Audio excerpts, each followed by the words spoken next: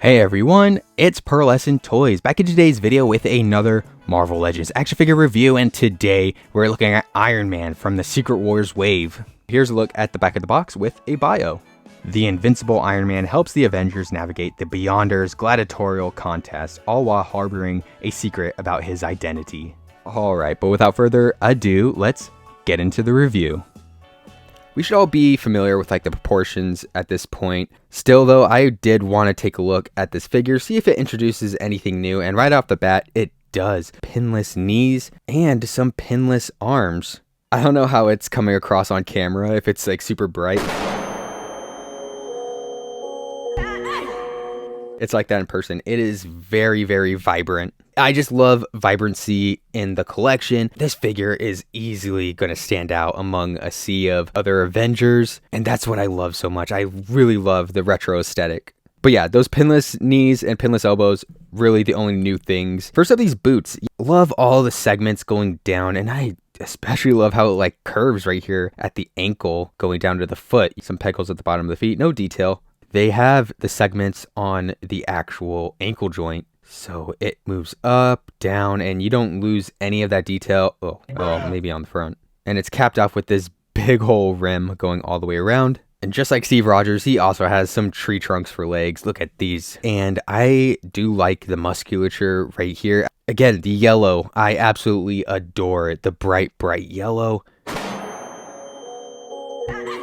How bright is it? Is it brighter than Tony Stark AI? Stay tuned to find out. Moving up to the trunk piece, and you get some more segments going across it, just like the ankle and the feet down here. And that detail continues all the way around to his iron butt. Oh, wow. They actually sculpted some iron cheeks.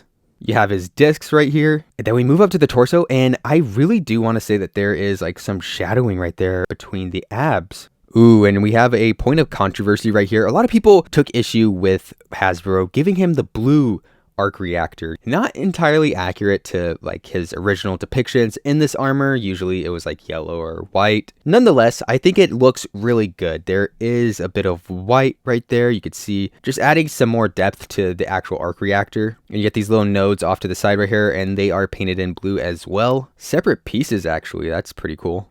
Up to the neck and more segments going across, just like the trunks and the feet. These arms, as I mentioned earlier, are essentially the same as the previous versions, albeit now they are pinless. We move down to the gloves, and it's like the exact same as the boots right here. You get this big segment on the top, and then it's followed by the glove piece, and that also has those lines going across all the way down to the hands. Here's the back.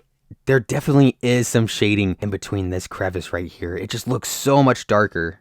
Now taking a look at the head sculpt, same exact one we've been getting for years. I just think this is just a huge step up. Those colors look so great. Love the bright red and yellow. And the eyes too, it is surrounded by black paint. You know, you see it around the white. The mouth too, painted in black, and that is pushed in a little bit. You get those little ear covers. Yeah, overall, like I am just such a huge fan of this sculpt. For accessories, Iron Man comes with 2 fisted hands. These hands, a lot like the other figures that use this mold, are susceptible to breaking within this peg hole right here. I don't know if you can really see it on camera right there, but yeah, the plastic is already whitening. That's just due to the stress caused from bending it. If you're not careful, it'll snap off, so I recommend just heating it up before you start moving your figure around. He also comes with 2 repulsor blast hands. And in these, you're able to plug in these blast effects. They are very nice translucent blue though. Yeah, they look pretty nice. Which you are also able to plug into the peg holes at the bottom of his feet.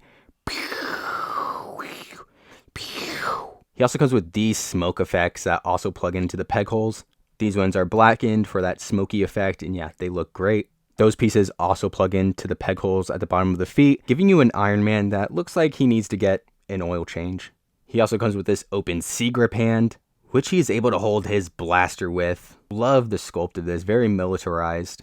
Lots of ridges and buttons all throughout it, and those cannons too, having those exhaust vents. And it is molded in a somewhat metallic gray color. You could see there's a bit of shininess to it, but not too much. There are peg holes at the end of that cannon, allowing you to plug in those repulsor effects. They look great in there, and they fit in very snugly. And they can also plug in the smoke effects as well. And last but not least, he comes with probably my favorite accessories, like of all time, these roller skates. They're just so silly. I freaking love them though. Whoosh, whoosh. Oh, I forgot to go over one accessory. That is the holographic shield that he comes with. This is a callback to the original Secret Wars line that came out in the 80s. This really does nothing for me. I could have lived the rest of my life without this accessory. Honestly, it's just going to take up space in a drawer somewhere. Don't get me wrong, I think it's cool that they're catering to like the 80s crowd, but honestly, I would have rather had the money from this go towards something else for the figure, maybe some alternate heads. You are able to swap out that holographic piece with the Secret Wars logo. Again, this piece doesn't really do anything for me.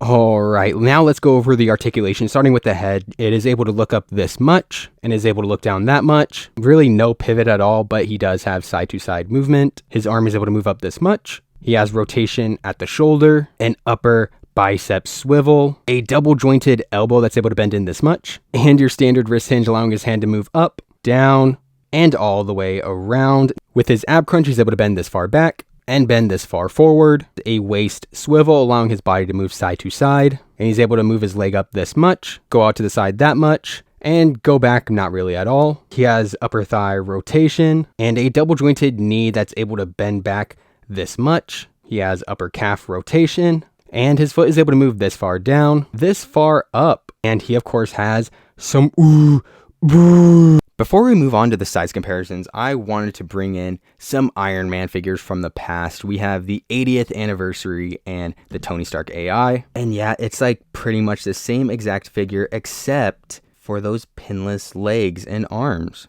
Like the sculpt isn't broken up by those big giant peg holes anymore. For a long time, this was like my quintessential Iron Man. I love how clean the metallic red and gold contrast with one another. I think they're perfect. But then this one came out and my God, I'm just a sucker for retro colored figures. I don't know. It was just perfect to me at the time until this one came out.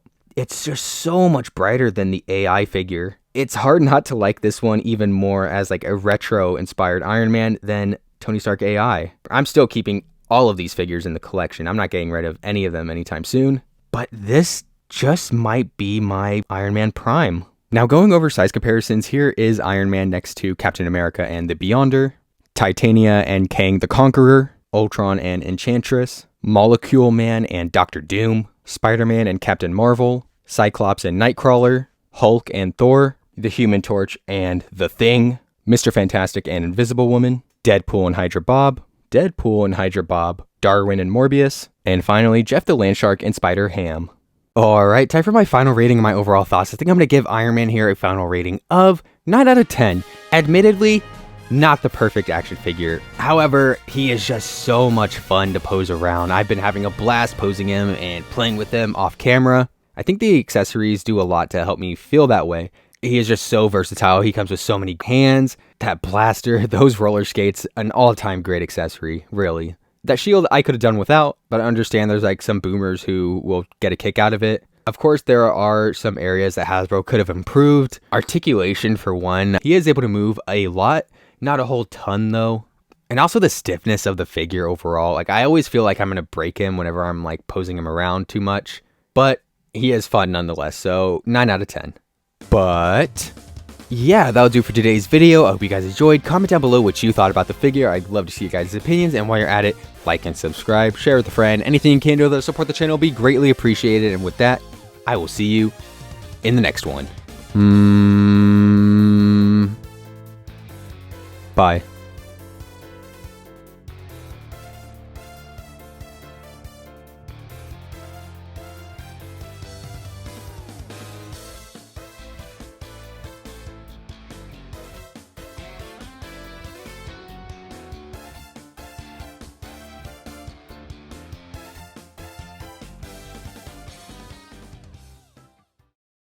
There you go. They even rest. Blah, blah, blah. Just like the.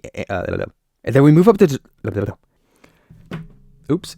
You get this really big segment on the top, and then it's followed. Oh my God. Comic books are just silly, huh?